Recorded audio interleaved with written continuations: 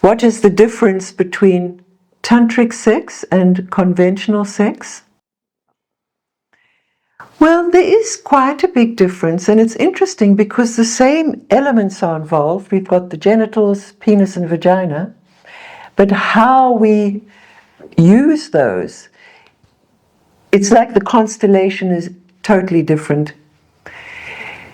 Essentially, in conventional sex, we have a goal, which is we expect to have a climax, or we hope to have a climax that ends the experience.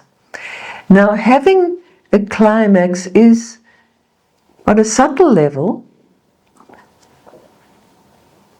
means that we are not, and wanting a climax actually means we have a goal.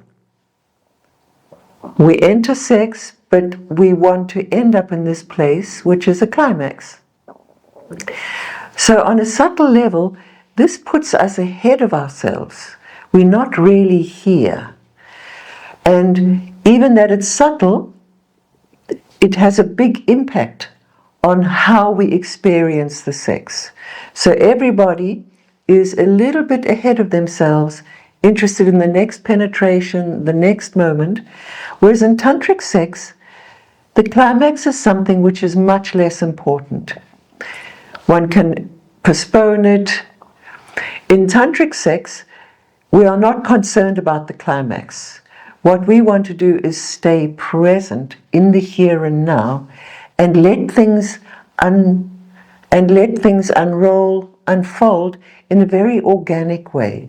So it's more like dancing and being dolphins together, whereas conventional sex is pretty linear. So they are two very different experiences. One is we're here, we want to be more and more here and connect in the present, whereas the other is more, moving in a direction together to reach a certain result, certain end. So that's very, very simply what's the difference. With tantric sex, some people do stay away from the climax, which is also beautiful. It means that you keep the energy going. Some people might choose to have a climax, but it's after a long time. Conventional sex is